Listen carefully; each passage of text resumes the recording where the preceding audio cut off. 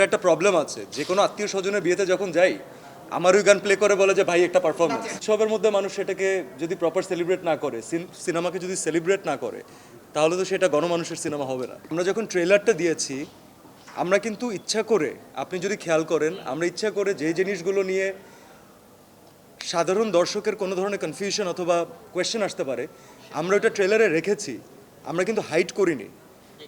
রাখার জন্য এটার কারণ ছিল যে as a film maker, as the production house, as an artist, we all want to be honest with the audience.